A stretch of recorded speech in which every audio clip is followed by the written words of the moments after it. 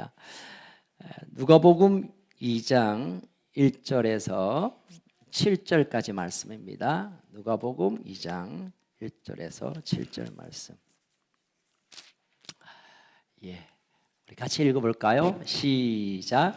그때 가이사 아구스도가 영을 내려 천하로 다 호적하라 하였으니 이 호적은 구레뇨가 수리아 총독이 되었을 때 처음 한 것이라. 모든 사람이 호적하러 각각 고향으로 돌아가매 요셉도 다윗의 집 족속이므로 갈릴리 나사렛 동네에서 유대를 향하여 베들레헴이라 하는 다윗의 동네로 그 약혼한 마리와 함께 호적하러 올라가니 마리아가 이미 잉태하였더라. 거기 있을 그때에 해산할 날이 차서 첫 아들을 낳아 강보에 싸서 구유에 누웠으니 이는 여관에 있을 곳이 없음이로라. 아멘. 그러고 보니까 광고가 하나 빠졌습니다. 오늘 이제 예정이었던 예결산 위원회는 토요일 오후 3시로 연기를 했습니다. 토요일 오후 3시 우리 예결산 위원들은 기억하시고 다시 공지하겠습니다. 여러분 메리 크리스마스입니까? 꿀이 크리스마스입니까?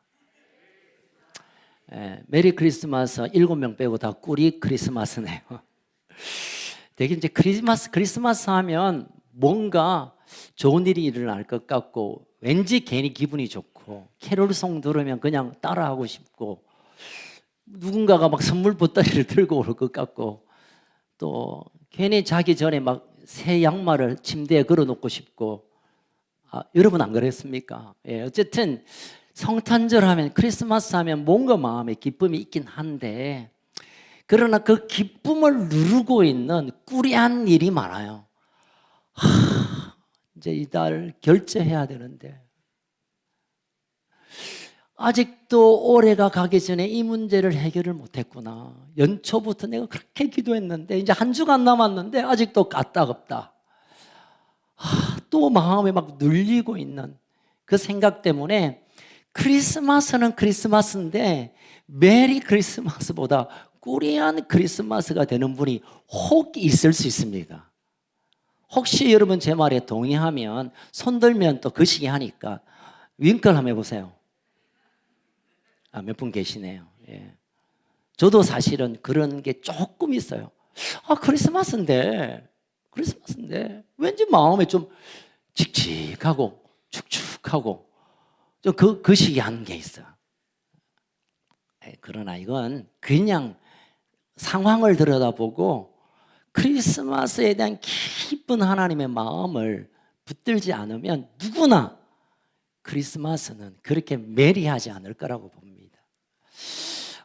제가 좀 불편한 또는 좀 당황스러운 얘기를 하나 할까 합니다. 제가 20대 이제 한 초중반 때 자살을 기도한 적이 있어요.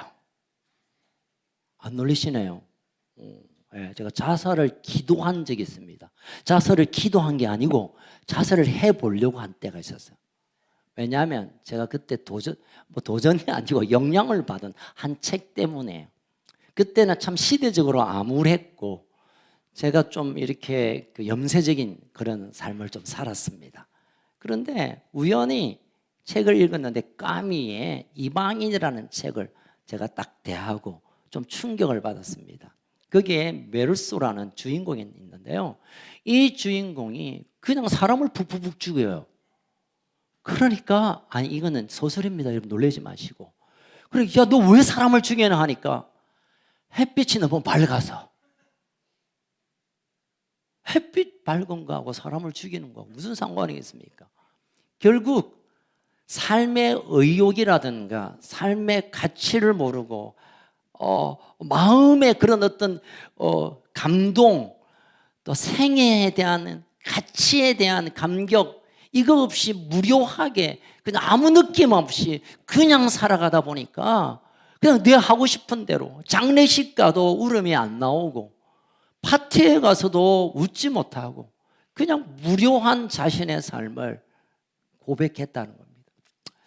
여러분 저는 이 책을 읽으면서 그래 세상 뭐 있나 독재 타도 막 떠들어 봐야 까딱 안 하는 것 같고 막 살아봐야 뭐 하겠노. 아침 저녁 밤새 술 마시다가 일어나서 해장술 하시고 또 뭐 속이 안 좋으니까 오후에 또 한잔 하시고 잠이 안 오니까 한잔 하시고 그래서 제가 정말 힘든 시간 더 이상 살 이유가 없는 거예요.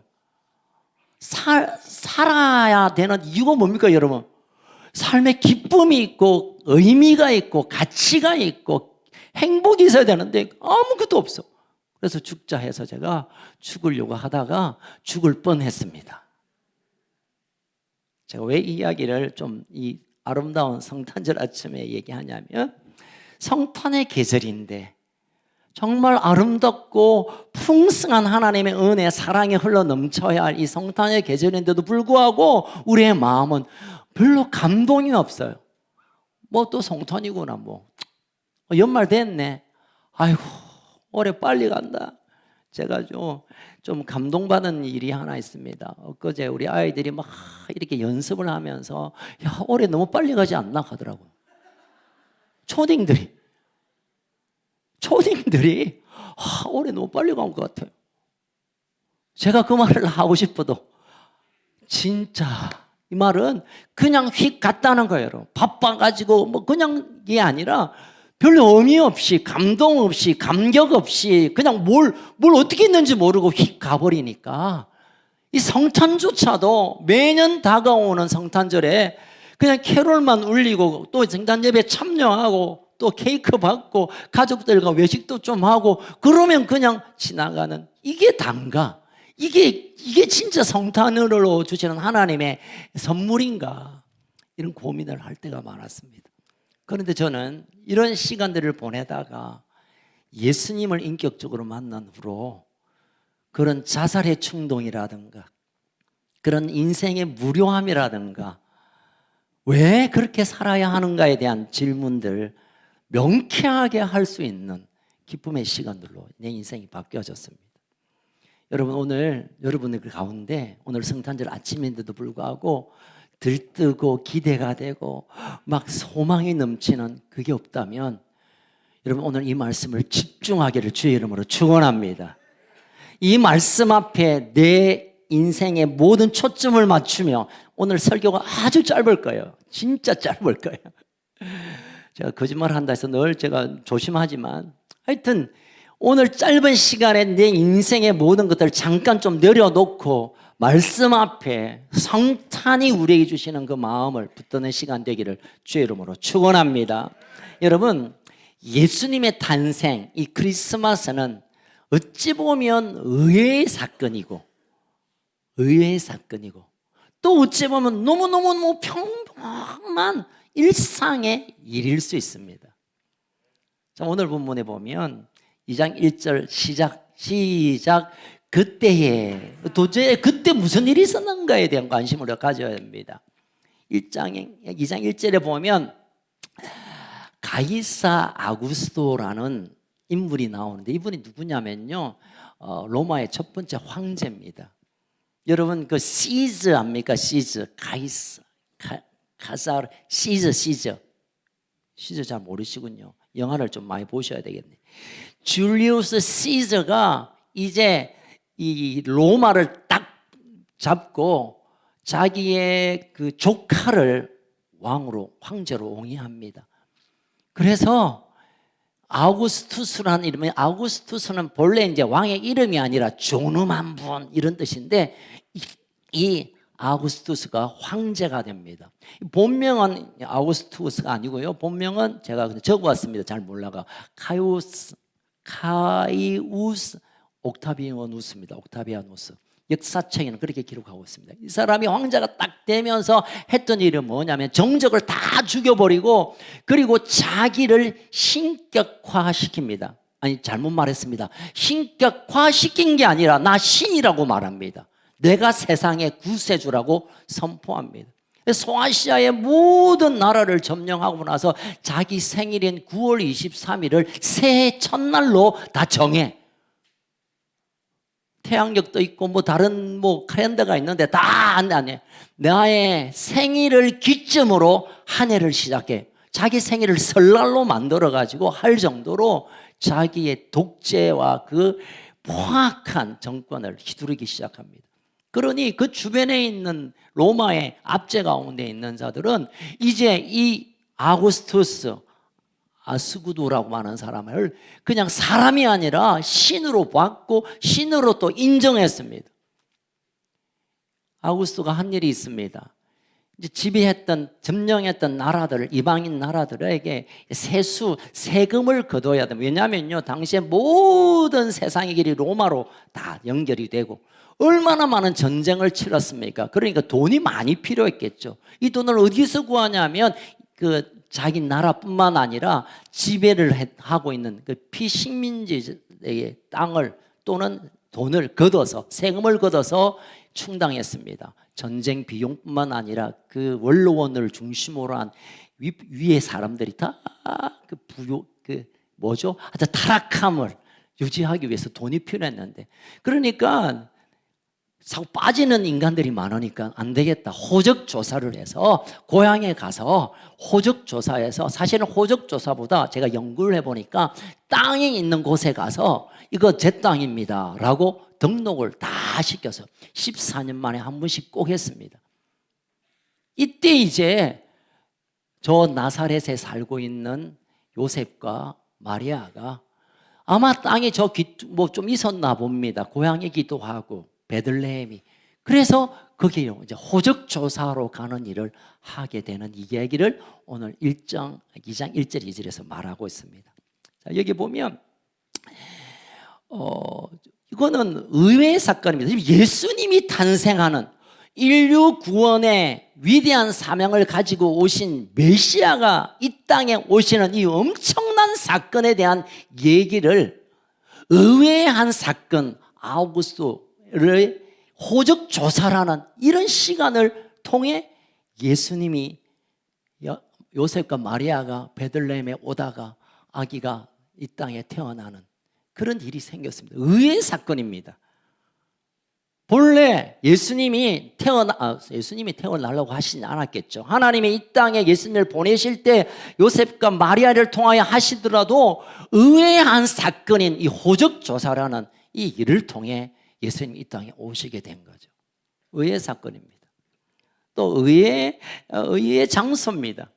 여러분, 이제 메시아가 이 땅에 오신다 하면 되게 많은 유대인들이나 또는 유대인들이 아니어도 메시아라는 온 인류의 구원자로 오실 분은 적어도 로마에 태어나야 합니다. 왜냐하면 당시에 로마가 모든 나라의 수도고 중심이었고 지금도 유럽의 어머니 도시를 로마라고 합니다.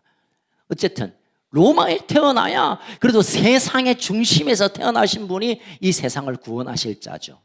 아니다면 유대인들 입장에서 보면 그래도 예루살렘에 거룩한 도시, 성시, 성도라고 하는 예루살렘에 태어나야 그래도 유대인들이 인정할 만한 가장 거룩한 도시, 하나님께서 특별히 지역으로 세워진 이 예루살렘에 태어나야 되는데, 그러면 또 아니면 저 요바나 지중해와 이 중동의 땅을 연결하는 가장 큰 항구연 요바나 아니면 그곳에 태어나야 많은 땅에 있는 사람이나 바다에 있는 사람들이 한꺼번에 볼 수 있고 소식을 들을 수 있는데, 지금 베들레헴에서 태어나십니다. 베들레헴은 빵집이란 뜻입니다. 떡가게 빵. 여러분, 이 베들레헴이 지금도 여러분 이제 이스라엘 가 보시면 지금도 이 베들레헴은 이 팔레스타인 지역이고요. 거기도 사람들이 막 진짜 많이 있는 것 같지만 제가 아무리 생각해도 동래구 구민보다 작아요. 별것 아닙니다. 촌중의 촌이고 촌중의 촌이 바로 베들레헴인데 왜 하필이면 의외의 장소인 그곳에서 하나님이 이 땅에 예수님을 보내셔야 할까? 의외의 장소입니다. 자, 의외의 장소뿐만 아니라 의외의 인물입니다. 그 예수님을 이 땅에 오게 하는 통로로 쓰임받은 분이, 여성분이 한 분 계십니다. 누구죠? 마리아입니다. 그럼 마리아는 이 아이를 성령으로 잉태되긴 했지만 이 아이를 낳는 이 가정에서는 미혼모입니다. 미혼모. 결혼을 아직 하지 않는, 여러분 물론 약혼은 했습니다. 요셉하고. 그래, 요셉하고 약혼 가정에서는 같이 잠을 자거나 아기를 가지면 그 공동체에서 돌에 쳐 맞아 죽어도 되는 그런 룰이 그들에게 있었습니다. 그러니까 우리가 봐도 아니 이 땅에 온 인류를 구원하실 분이면 아주 깨끗한 집안, 왕의 집안, 아니면 뭐 어떤 제사장의 집안, 선지자의 어떤 후손, 또는 뭐 그런 후손으로 또 아주 정혼을 하고 깨끗한 몸으로 아이를 갖게 하고, 그래서 나와야 그분이 정말 우리의 메시아로 인정할 텐데, 아직 결혼도 다 하지 않는 속도 위반, 일반적으로 보면 물론 성령으로 잉태했지만 이것을 인정하지 못하고 모르는 사람에게는 저 속도 위반해가지고 어떻게 그 아이를 낳을 수 있나? 여러분 사실은요, 요셉이 호적 조사하러 갈 때는 세대주 한 명만 가도 돼요. 그러니까 지금 나사렛에서 베들레헴까지는 128km의 긴 거리입니다. 남자 장령이 10일 동안 걸어야 할 거리를 지금 그 나사렛에서부터 지금 베들레헴에서 가는데 왜 마리아를 데리고 가노? 그것도 만삭이 된 자기 부인을. 얼마나 귀찮겠습니까? 아니 죄송합니다, 어렵겠습니까? 지금 막 아가 나오려면 말은 지금 빨리 가서 지금 조사해야 되는데, 조사 안 하면 다 몰수당하니까 어서 가야 되는데, 지금 그 만삭이 된 부인을 지금 나귀에 싣고 간다는 게 이게 수월한 일이 아닙니다. 왜 그랬을까요? 지금 요셉만 가서 그냥 얼른 그냥 등록하고 달려오면 될 텐데 왜 마리아를 그 먼 거리를 10일 동안 그렇게 힘들게 쉬어가면서 막 호흡이 딸리면서 그렇게 갔을까요? 이 질문을 맞는 분은 오늘 케이크 2개 드립니다. 왜 마리아를 데리고 갔을까요? 마리아 안 데리고 가도 돼요, 여러분. 그러니까 호주만 가면 되니까. 그 이유가 약간 여기 좀 있습니다. 자, 여러분 알다시피 그 주변에 있는 친척들 또는 동네 사람들이 점점 마리아 배가 불러오는 걸 보면서, 야, 저들 아직 결혼도 안 했는데 배가 불러오네. 못된 짓 했구나 저거. 물론 하나님께 천사를 통하여 성령으로 잉태되었다고 말했을 때 마리아와 요셉은 믿음으로 받았고, 또 사가랴의 가족들도 그랬지만, 그러나 동네 사람은 그걸 잘 몰라요. 보이는 것만 보죠. 믿음이 없는 사람은 보이는 것만 믿습니다. 그러니까 저거 잘못했구나 저거. 여러분 이거는 이 공동체, 우리 마을에 아주 불명예스러운 일입니다. 우리 동네에 이렇게 잘못된 아이가 있는 것은 그들에게는 분노의 이유가 됩니다. 그래서 요셉이 그냥 혼자 갔다면, 여러분 10일 걸린다 했죠. 10일 동안 이 아이를 낳아버리면 이 마리아가 혼자 이 아이를 어떻게 놓는 것도 힘들지만 동네 사람들이 그냥 내버려 둘 수가 없는 것을 알았기 때문에 힘들더라도 마리아와 함께 지금 베들레헴으로 가야만 했습니다. 이것도 의외의 사건이죠. 왜 하나님이 호적조사 그거 말고 좀 편안할 때, 좀 조용할 때, 사람들 모를 때 그냥 뽕 놓으면 될 텐데, 왜 그런 이 호적조사 기간에 또 아이를 베는 그 마리아가 따라가야 되는, 어찌 보면 참 의외의 사건입니다. 뭔가 잘 꼬이는 것 같고 뭔가 좀 이상한 것 같이 보입니다. 그런데 여러분 이걸 좀 잘 들여다보면 너무 평범하고도 그럴 수 있고 일상과 같은 일로 우리가 이걸 들여다볼 수 있습니다. 한번 볼까요? 자, 우리가 예수님이 이 땅에 태어나시는 것은 메시아가 온 인류의 구원자로 오실 그분이 태어나는 것은 뭔가 대단해야 되는, 뭔가 기가 막혀야 되는, 뭔가 깜짝 놀라야 되고 아주 막 우리의 탄생과 전혀 다르게 멋들어지게 해야 된다는 그 어떤 선입견이 예수님의 탄생에 대해서 잘 보지 못하는 그런 실수를 할 때가 있습니다. 자, 그러면 왜 예수님이 이 땅에 태어나는 것이 아주 평범한 방법으로 태어났는가를 한번 들여다봅시다. 첫 번째, 호적조사죠.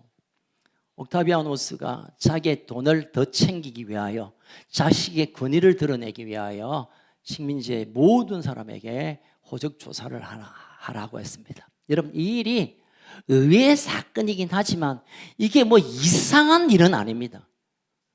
여러분 요즘도요, 새로운 정권이 들었으면 세수를 확보하기 위하여 이런저런 막 애를 씁니다. 정부나 정권이 그 정책을 운영하기 위하여 세금을 막 걸어들이기 위하여 뭐 이런 세금 만들기도 하고 뭐 그러잖아요.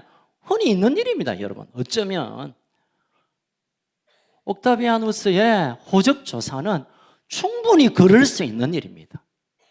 자, 두 번째로, 자, 베들레헴. 여러분, 베들레헴이 이거 미가서 5장 2절을 먼저 한번 찾겠습니다. 미가서 5장 2절.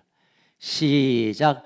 베들레헴 에브라다야, 너는 유다 족속 중에 작을지라도 이스라엘을 다스릴 자가 내게서 나올 그의 것이라. 근본은 상고의 상고에 영원에 있느니라. 이미 예수님이 오시기 전에 미가 선지자가 이 베들레헴에서 예수님 메시아가 올 것을 예언했는데, 그 베들레헴을 대도시 베들레헴아, 너 도시는 거룩한 도시니까 예수님 올만하다, 대단한 도시다 하지 않고 무슨, 왜 올려주세요?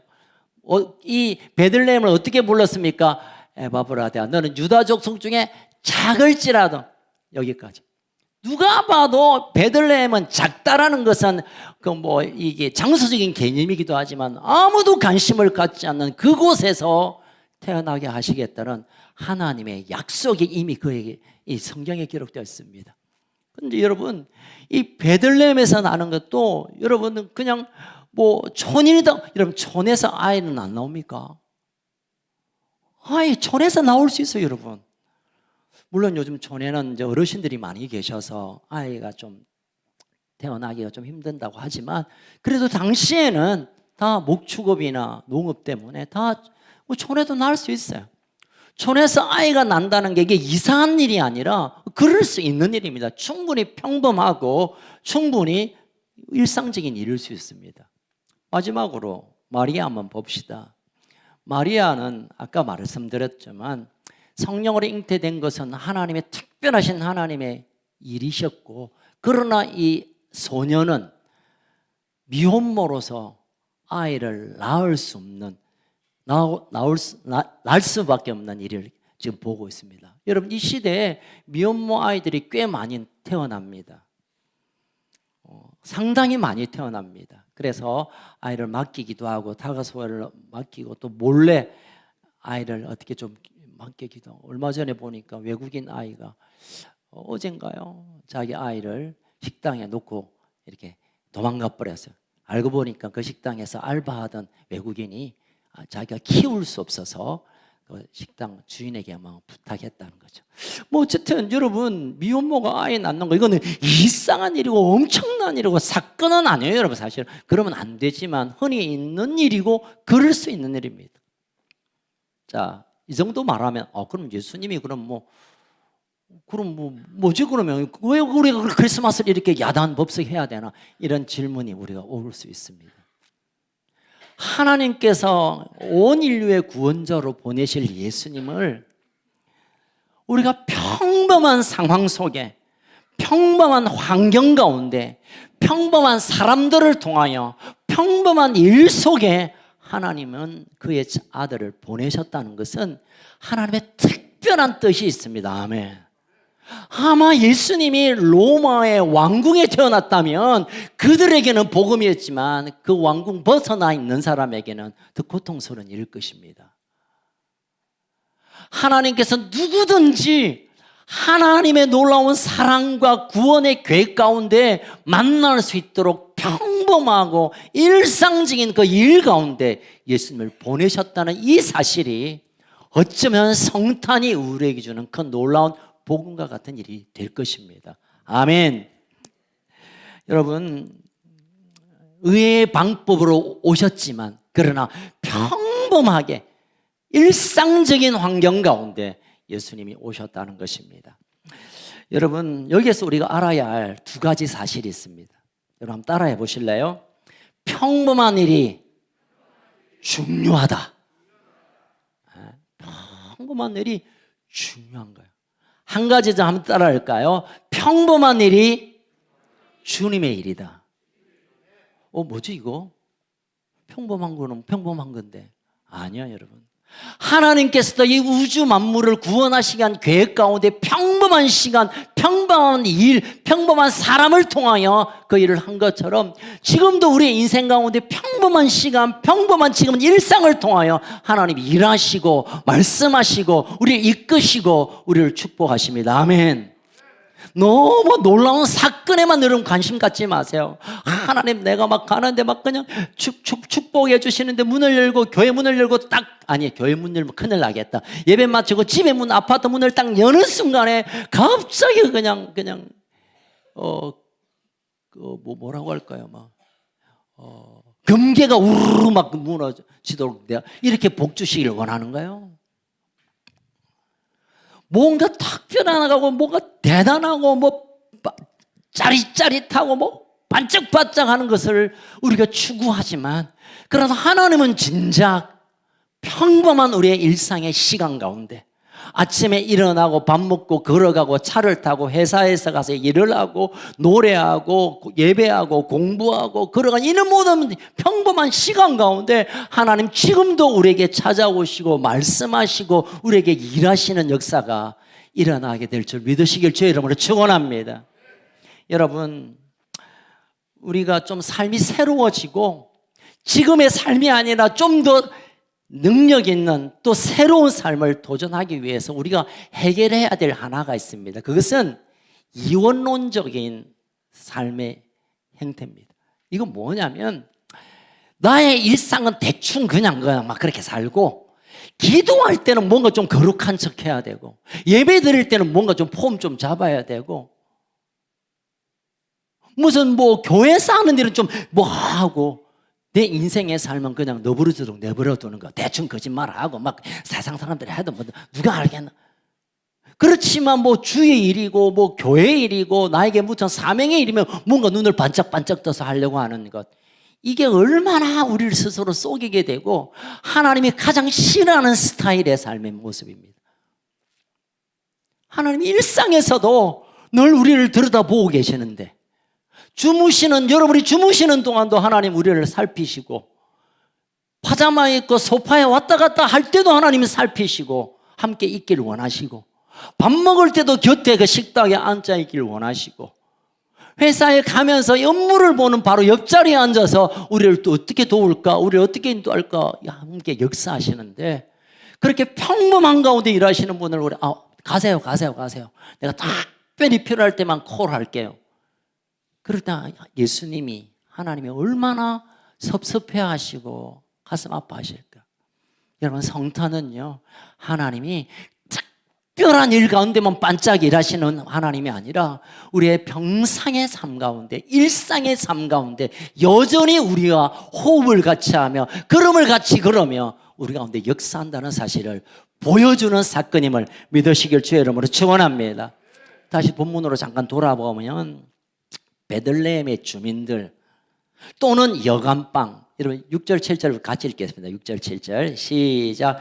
거기 있을 때 해산할 날이 차서 처자들을 낳아 강보로 싸서 그 위에 누웠으니 이는 여관이 있을 곳이 없음이로라. 지금 베들레헴의 조그만한 제가 보는 동네구보다 작은 그 동네에 흩어져 있는 디아스포라 흩어져 있는 모든 남자 13세 유대인들은 13세가 되면 성인식이 됩니다. 13세 이상 되는 남자들이 전 세계에서 전국뿐만 아니라 옆에 있는 나라 저 유럽에 있는 사람들 아시아에 있는 사람들 저 아프리카에 있는 사람들이 다 지금 오니까 얼마나 북적북적하겠습니까? 그러니까 그날따라 아무리 여관을 찾아도 없고 미리 뭐 어디가 야 놀자나 뭐 여기 어때 할 수도 없고 뭐 예약도 안 되고 뭐 진짜 어찌할 수가 없었어요. 근데 여러분 여기에서 질문 혹시라도 베들레헴에 있었던 한 사람이 이 부부를 보면서 엄마의 배를 보면서 혹시 저분이 메시아를 이 땅에 오게 하는 일이 오늘 밤 있지 않을까라고 알았다면 여러분 여관 주인이 마지막 두드렸는데 그 여관 주인이 문을 열고 보면서 이분이 혹시 메시아를 안고 있는 그분이 아닐까라는 것을 알았다면 이 부부를 무시하고 인정 받아들이지 않고 결국은 말밥통, 구주에 누릴 수밖에 없는 이런 일이 있었을까요? 그 바쁜 와중에서라도 하나님이 예수 그리스도를 이 땅에 보내시는 구약의 약속이 있었고 그 약속이 지금 여기에 있다는 것을 알았다면 하나님의 성령이 그에게 지혜를 주셔서 알았다면 아마 베들레헴에 도착하자마자 달려와서 우리 집에 거하십시오. 여간방 주인은 VIP실이 따로 준비되어 있습니다.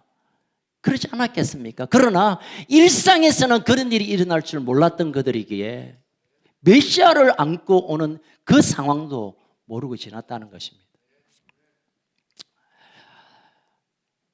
또 한 가지는요, 이 해산 과정에 있었던 그 아픔의 시간들을 아마 여러분 이제 사람들이 막 밀려가듯 지금 베들레헴으로 막 이제 들어가게 되는데 옆에 있는 사람이 혹시라도 이분이 어디서 왔을까? 이분이 이 아이가 혹시 예수 아닐까라는 그런 하나님이 주신 메시지가 그에게 감동으로 와닿다면 아마 그가 할 수 있는 모든 것을 다해서 이분들을 맞이할 텐데 참여했던 사람이나 그 동네 사람들이나 여관주인이나 아무도 일상에서 무슨 일이 일어날 거냐, 아니야, 그냥 지금은 조직조사만 그냥 등록만 하면 되는 거야 라는 생각 때문에 예수님이 이 땅에 오시는 것을 놓쳤다는 것입니다. 제가 왜 이 말씀을 드릴까요? 예수님을 이 땅에 보내시는 이 놀라운 사건처럼 우리 인생 가운데 하나님이 하시는 놀라운 일들이 있습니다. 물론 뭐 암에서 나아가지고 막 뒤집어지는 역사도 있고요, 막 떨어졌는데 어쩌다 그냥 합격될 수도 있고요, 망했다고 생각했는데 그 다음날 다시 뭐 회사가 일어나기도 하지만 하나님 일상 속에서도 여전히 우리 가운데 일하고 계시고 말씀하고 계시고 이끌고 계시고 우리에게 사인을 주신다는 사실을 기억하시기를 바랍니다.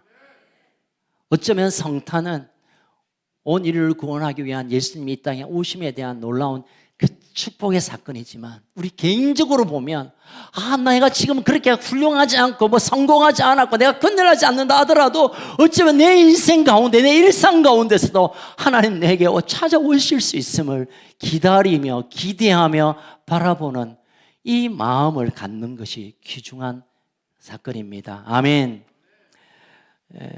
그래서 여러분 크리스마스는 12월 25일이기도 하지만 그러나 매일이 크리스마스가 되어야 될 줄 압니다.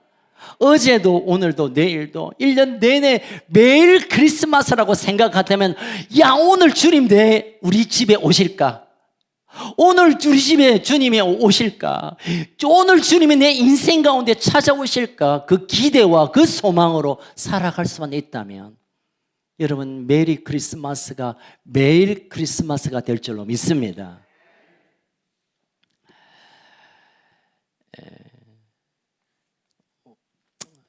여러분 이 크리스마스는요 예수님의 탄생을 축하할 뿐만 아니라 언제라도 찾아오시는 주님을 맞이할 준비, 그리고 예수님을 그렇게 사랑하여 맞이할 뿐만 아니라 우리가 서로를 향하여 그 사랑의 마음을 나누어야 할 이유가 바로 이 크리스마스에 있습니다. 베들레헴의 주민들이 예수님을 제대로 맞이할 수 있었다면, 아니 메시아가 아니어도 그 만삭에 곧 양수가 터지고 지금 이런 사건이 일어날 것을 보았다면 그들이 그러면 안 되었습니다. 자기가 사는 집이라도 내어야 할 사건인데 이 서로를 바라보지 못하는, 살피지 못하는, 섬기지 못하는 이 아픔이 크리스마스의 뒷면에 남겨져 있습니다. 여러분 그래서 크리스마스는 우리가 정말 주님이 우리를 너무너무 사랑하셔서 그의 독생자를 보내신 사랑으로 우리가 서로 사랑으로 섬기고 나누고 베풀고 그렇게 흘려보내야 할 사명이 이 크리스마스에 있는 것입니다. 아멘. 우리 성경 한 구절 읽겠습니다. 골로새서 3장 몇 절이죠? 23절인가요? 한번 띄워. 예, 시작. 무슨 일을 하든지 마음을 다하여 주께 하듯 하고 사람에게 하듯 하지 말라. 무슨 일을 하든지 어떤 사람을 만나든지 어떤 상황에 있든지 어떤 형편에 있든지 사람을 대할 때 주님을 대하듯 하라. 이것이 이 성탄에 또 우리에게 요구하는 하나님의 마음입니다. 어제 본문이죠. 어제 본문 우리가 묵상 본문을 나누면서 어젯밤에 제 마음에 회개가 좀 있었습니다. 어제 본문이 시편 몇 편이죠? 예, 16편입니다. 혹시 뭐 다른 교회 오신 분들은 오늘 많이 계시는데 시편 16편 어제 본문 제가 읽어가면서 마음에 확 다가온 한 구절이 있었습니다. 2절입니다. 같이 읽어볼까요? 16편 2절 혹시 띄울 수 있나요? 없으면 그냥 찾을까요? 예, 시작. 내가 여호와께 아뢰되 주는 나의 주님이시오니 주밖에는 나의 복이 없다 16편 2절 하나이다. 16편 2절 맞습니까? 예, 17편 예, 뭐 죄송합니다. 예, 16편 어제 말씀해 보니까 3절 죄송합니다. 3절 시작. 땅에 있는 성도들은 존귀한 자들이 나의 모든 즐거움이 그들에게 있도다. 이 시인이 고백합니다. 아마 전체 분위기 보면 참 침침하고 어려운 위기 상황 같아요. 다윗의 상황입니다. 그런데 서로를 바라볼 때, 야, 당신 존귀한 사람이구나. 나의 즐거움이, 세 번역에서는 나의 기쁨이 당신 안에 있다. 우리 한때 그런 카피 있었죠. 내가 네 안에 있다. 뭐지? 뭡니까? 좀 알려주십시오. 이 안에 네 있다. 그 표현이 아마 여기서 나온 것 같아요. 나의 즐거움이 너에게 있고 네가 나의 즐거움의 이유가 된다라는 고백으로 이 어려움을 돌파하는 내용이 나타나요. 3절의 말씀. 여러분 저는 이 말씀을 보면서 이 성탄의 시즌은 연말의 시즌은 우리가 주님의 탄생을 기뻐할 뿐만 아니라 일상 가운데 주님 오시기를 기다리는 것뿐만 아니라 주님의 즐거움이 기쁨이 당신에게 있습니다. 당신 어린아이 내게 기쁨이 있습니다 라고 고백하는 그런 시즌이 되어야겠다라고 저는 믿습니다. 아멘. 그래서 여러분 숙제드립니다. 숙제. 이번 한 주간 남았는데 한 주간 동안에 사랑하는 아내와 남편에게 아이들에게 좀 오글거리겠지만 손을 꼭 붙잡고 나의 기쁨이 당신 안에 있습니다 라고 고백하는 거예요. 아멘. 나의 기쁨이 당신 안에 있습니다. 여러분 당신 하면 또 당신 아닌 사람이 헷갈리니까 당신의 이름을 넣어서 나의 기쁨이 정혜창 장로님에게 있습니다. 아멘. 나의 기쁨이 김종훈 장로님 안에 있습니다. 아멘. 나의 기쁨이 혜정이 안에 있습니다. 이런 고백을 좀 나누면 좋겠습니다. 여러분 저기 게리 체프만이라는 분이 사랑의 언어라는 5가지 언어라는 책 중에 우리가 사랑을 고백하는 사랑을 전달하는 5가지 언어가 있답니다. 첫 번째는 인정하는 말, 두 번째는 함께하는 시간, 세 번째는 제가 좋아하는 선물, 네 번째는 섬김, 봉사, 다섯 번째는 스킨십. 이게 사랑의 고백의 전달이라는 거죠. 그래서 저는 이번 한 주간 마지막 한 주간 성탄의 기쁨과 함께 정말 우리의 기쁨이 당신 안에 있습니다라고 인정하며 말하고 할 수 있다면 같이 시간을 보내고 정말 할 수 있다면 조그마한 선물을 나누고 정말 할 수 있다면 그에게 필요한 것들을 좀 섬기고 또 할 수 있다면 어떻게 해요? 스킨십하는, 허그하고 뽀뽀하고 안아주는. 그래서 정말 이 사랑의 계절, 하나님의 사랑을 간뜩 부은 계절이 성탄의 시즌인데 우리도 그 사랑을 이제는 우리의 가까인 자들에게 나누는 그 일상이 될 때, 그것이 우리의 삶의 일상이 될 때 주님 이 땅에 오셔서 하신 일이 실제로 우리에게 나타날 줄로 믿습니다. 여러분 예수님 우리의 죄를 사하시고 우리를 구원하기 위하여 이 땅에 오셨는데 그게 실제로 우리에게 나타나는 것은 내가 죽음 같은 상황 속에서 생명적인 일이 일어나고 아멘. 사랑받을 수 없는 자가 사랑받아 소망을 갖는 것, 이것이 구원의 본래의 범위 안에 있는 얘기입니다. 이것은 우리가 그 예수님처럼 우리가 그것을 나누고 섬기고 고백하고 또 그렇게 선포할 때 하나님께서 성탄을 주한 기쁨이 우리 모든 가족들의 우리들 가운데 흘러갈 줄로 믿습니다. 여러분 하실 거죠? 여러분 제가 믿지만 세 사람이 대답을 안 했기 때문에 실습을 한번 하고 설교를 끝나겠습니다.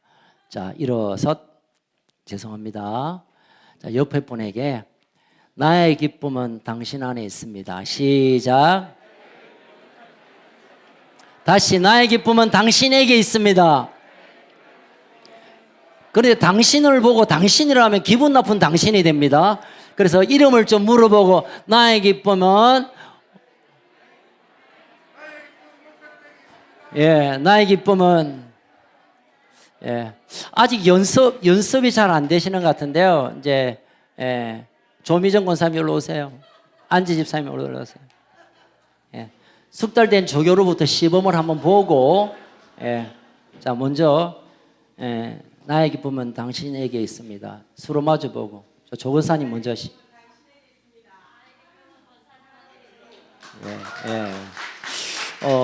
80점 500점 만점에 80점. 이렇게 대충 하면 뭐 감동이 있겠습니까? 이쪽에서 한 번 더 합시다. 우리 금집사님 잠깐 나오세요. 잠깐 나오세요. 우리 최우준 집사님도 나오시네. 따로 나오세요. 오세요 여기. 자, 조금 오버를 하시 주십시오. 나의 기쁨은 당신에게 있습니다. 시작.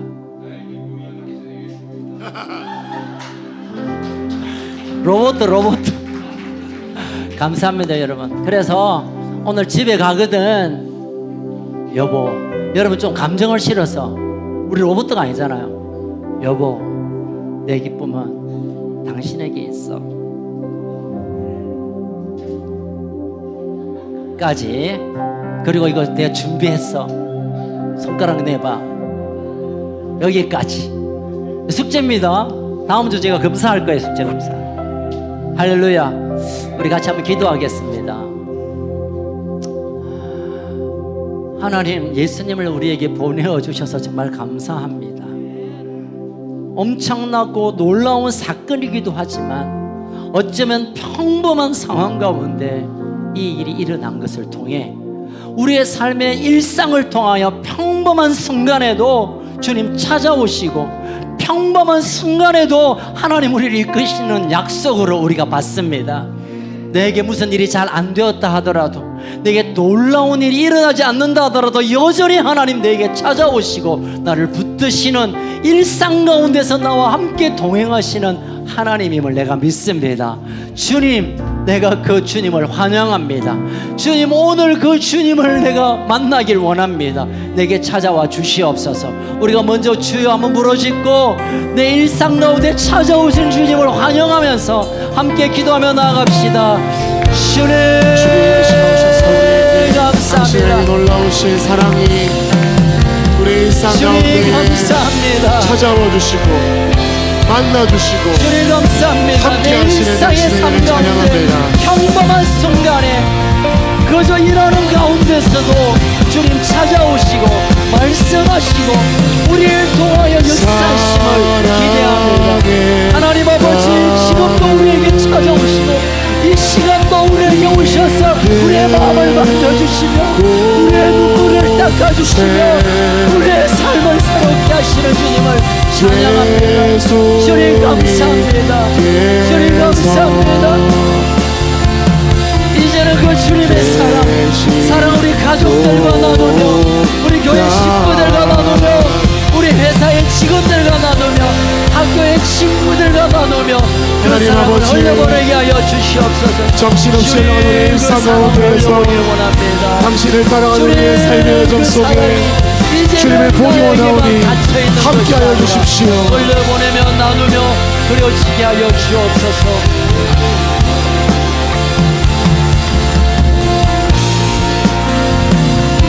우리 함께 고백합시다. 사랑의 나눔, 사랑의 나눔 있는 곳에 예수님께서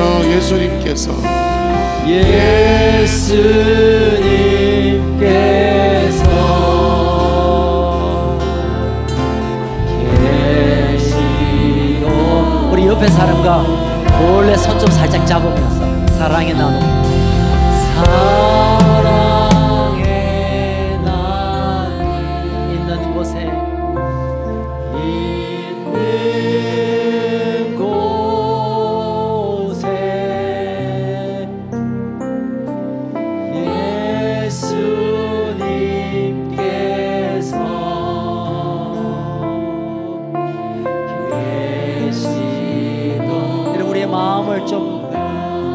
일어서 다시 고백합시다. 사랑해 있는 곳에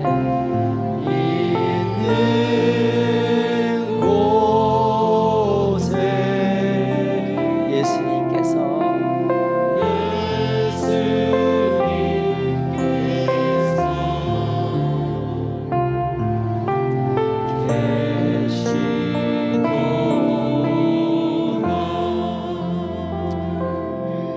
사랑하는 여러분, 매일매일이 또는 평범한 날들이 하나님을 만남으로 주님이 찾아오심으로 특별한 일이 일어나기를 축복합니다.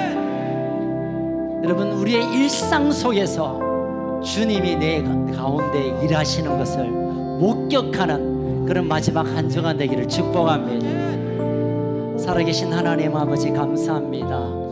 오늘 주님이 이 땅에 오신 그 성찬을 축하드리며 우리 일상 속에서도 언제라도 찾아오시는 주님이심을 우리가 다시 한번 기억하며 오늘도 그 주님을 만나길 원하고 그 사랑을 경험하길 원하고 그 사랑이 채워진다면 그 사랑을 흘려보내길 원하여 우리가 주님 앞에 섰습니다. 하나님, 먼저 우리 한 사람 한 사람에게 하나님의 사랑으로 충만히 임하게 하여 주옵소서. 성탄절이어도 연말이 되어도 우리의 마음이 답답하고 지치고 아무 느낌 없이 무료하게 지나는 우리의 마음, 아버지의 사랑을 부어주시옵소서. 독생자를 아끼지 아니하고 부어주신 그 사랑을 우리에게 채워주시옵소서. 그리고 우리가 사랑을 나눔으로 채워야 할 사랑이 채워지게 하여 주옵소서.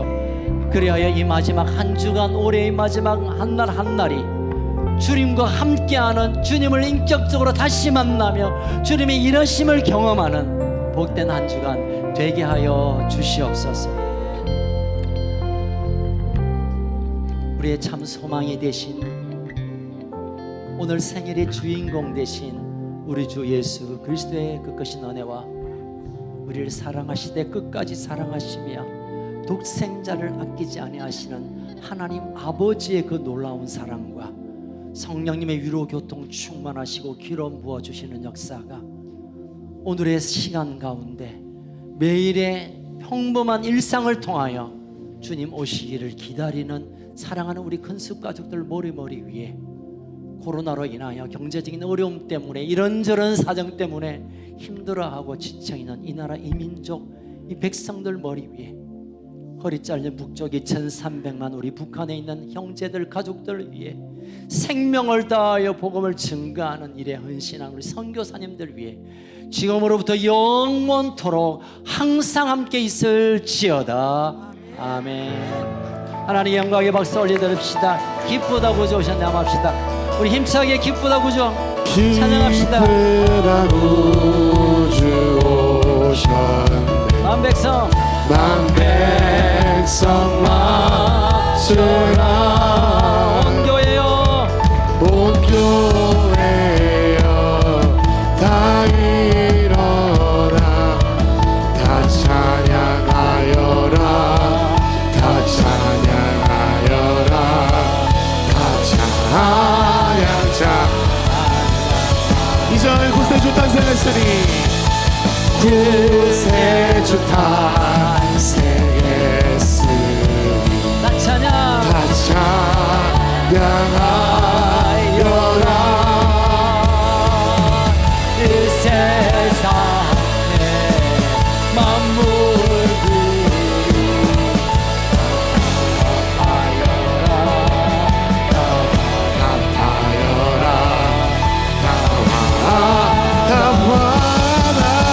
나타하여라. 우리 같이 인사